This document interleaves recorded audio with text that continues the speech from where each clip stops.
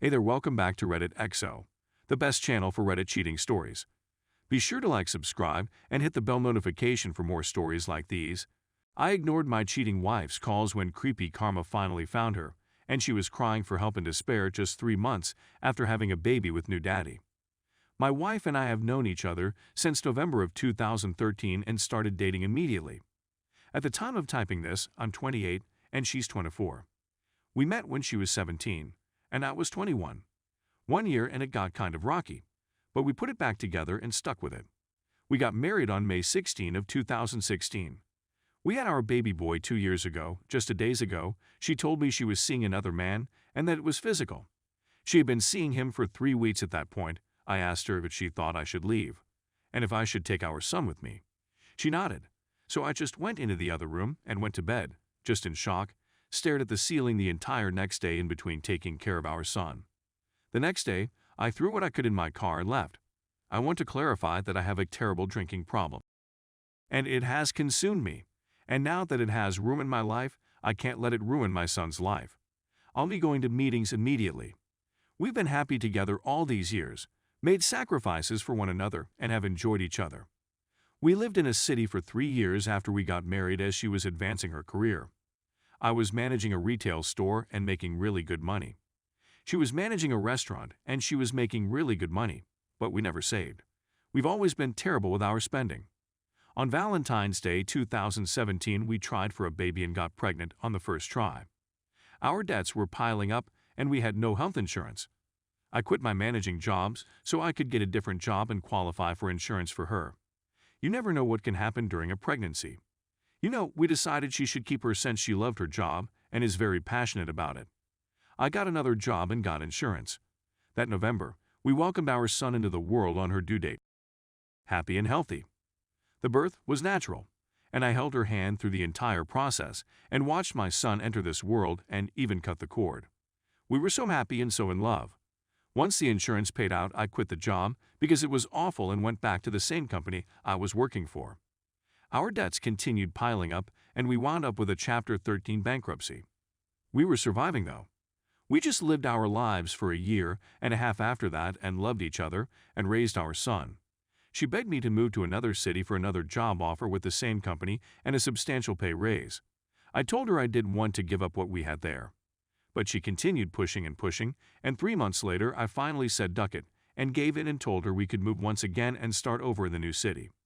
I gave up everything I loved about what I was doing there in our home that we both loved. We had so much room there in a fenced yard for our son. We moved 5 months ago and I just wound up working for her for simplicity's sake since we were having such a hard time finding a good reliable daycare. There were days where we just worked opposite shifts just to make it work. I felt less of a man and fell into a deep depression, became cold and distant to her, and eventually we only had sex once a few weeks. I stopped taking the time to look her in the eyes, hugging her, kissing her, touching her.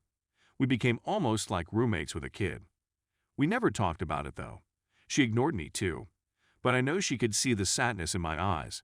But she just seemed so happy with what she was doing. And I couldn't just walk away from that or tell her we needed to go somewhere else. Our apartment was abysmally small, like tiny. We had nowhere to enjoy each other's company like we used to, nowhere for our son just to play and run and laugh. So cramped, I should have done something, gone to a counselor, tried to find a job I loved, but I just rotted. They're drowning myself in the bottle every day. I did all the housework, the laundry, dishes, meals, and taking care of our son. I was a drone just grinding through the days. She said she felt dead inside when she told me my D-Day. She felt nothing and just had to go and feel again. I died a little inside that day.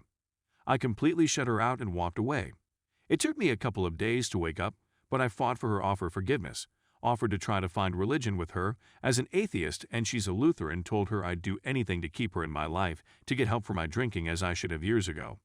I just wish she would have given me an ultimatum before having an affair. She's already walked away, though. My heart and soul are so broken right now, and I'm having a hard time holding it together. And I just want to drink. So fucking bad, but I can't. I have to do this for my son. I've got a job, a place to live, and I've got my son. I told her I could forgive her, and we could rebuild our lives together. I could give up the bottle, focus on us. I've made so many mistakes. I gave her the same ultimatum she should have given to me a month ago, 2 days ago, and she chose him. I've been asleep for so long, and I woke up this week. It's been hell. I can't stop throwing up. I've been having random panic attacks and breakdowns. I was thinking about editing all the screenshots, removing names and places, and just sharing them with you all. In those messages, I tried to win her back.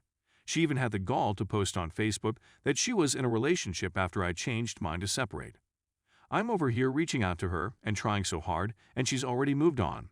It's like she's not the same person anymore. I sent her my closing statement from our relationship today. Going forward, we will only talk about money and our son until the divorce. She's going to continue to pay on the bankruptcy and assist me financially as if we default on that or restructure. It would make life hard for all of us, including our son. I'm going to share my closing statement now. One more thing. I'm sorry, I fell into such a dark place once we moved to a new town. I just wasn't happy there. I was severely depressed. I didn't focus on your needs, physical or emotional. I became even more consumed in the bottle than I ever have. I hid those feelings from you because I wanted to give you the world. I gave up the happiness of having a real home and a real job in our new town. I did that for you. I should have gone to counseling. We both should have, especially after your sister's passing. I wasn't there for you through that. I lost my passion to truly live in life through you. I cannot change the things I've done or the choices I've made, but I'm truly happy you found a spark of joy in your life. And that will keep me going, along with the joy I find through being with our son every day. I've even already considered attempting to find another woman to love, but I can't do that. It won't be love. It will be empty, won't help anything, and it's wrong, and it's not fair to our son. I've hung all of our pictures here to remind me of the love we had when we truly loved each other, and I'll keep moving forward to make sure our son is loved, happy, and healthy. I'm going to find a counselor soon and just talk to someone. But I also want you to never forget there is no justifying the choices you made either. And you can hate me for that. And that's okay too. I want you to always remember that you gave up on us and your son. We did make a vow, and you broke that vow. I'm dropping it now. Have a good life. Update. Well, it's been 5 months since everything happened, and I can finally say I'm back to my old self. My drinking at this point is almost non-existent. I landed a job as an IT technician back in January and worked Monday through Friday, August 5. Perfect for daycare while being a full-time dad. So happy to finally leave my retail career behind. I did lose it for a while there in December. Having my whole world turned upside down, the anxiety and constant feeling of dread. I drowned myself in liquor. I almost stopped eating entirely and lost 40 pounds. Sleeping only for a few hours a day. I'm 5 feet 11 inches. I was 180 and dipped all the way down to 140, currently at 155, eating normally again. It really hit the fan about a month ago. My wife and the AP broke up and got back together numerous times through the months.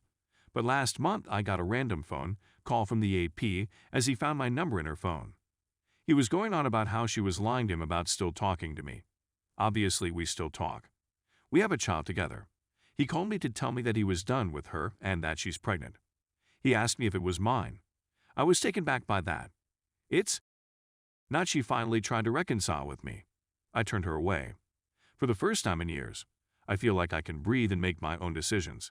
It was my wake-up call to finally get the ball rolling and hire a lawyer. They got back together a few days after that. The whole situation is just obscene to me. She's only reached out to see our son twice in this entire time frame. So I shouldn't have any issues getting primary custody. Finally filing for divorce this week. I just wanted to say it does get better. I was blind to just how manipulative and controlling she was.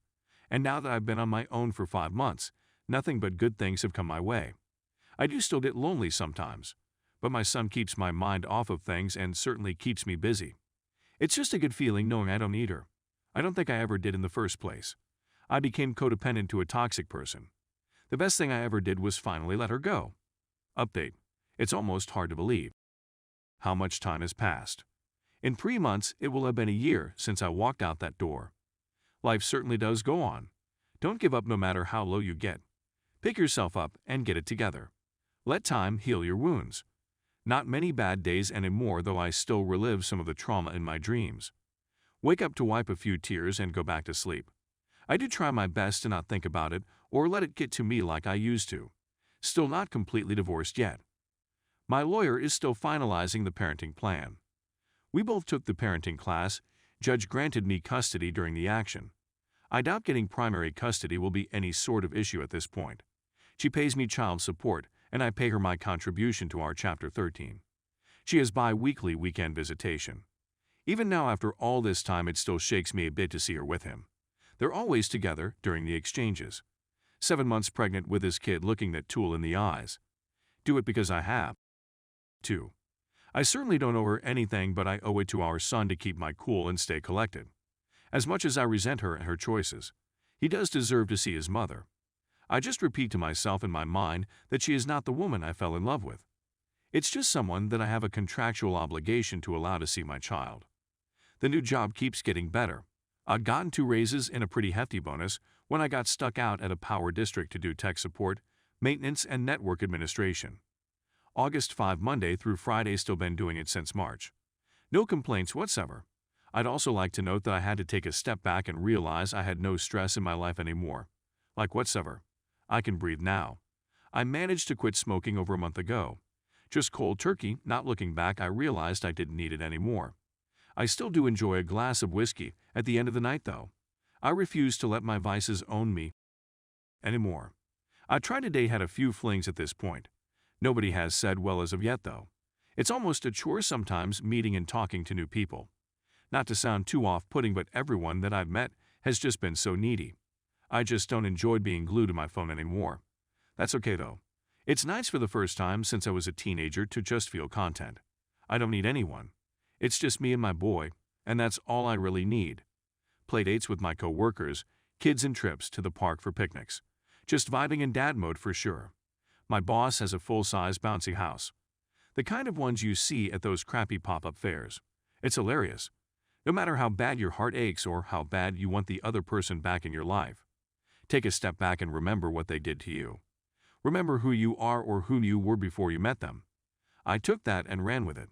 I grew from it emotionally. You get to take the time to take care of yourself and stop worrying so much about the cheater. It's made me take a step back and truly realize just how much the world does not revolve around me. When I was with her, it certainly did, just me and her. Everyone was there for us, but we weren't there for anyone else. Now she's cut off over half our family for this guy, the family of which I still talk to. Doesn't slap the same though, hanging out with my father-in-law and brothers-in-law. Well, like I said, I just wanted to check in. I'll probably make another post after the divorce is final and let you all know if anything dumb happens.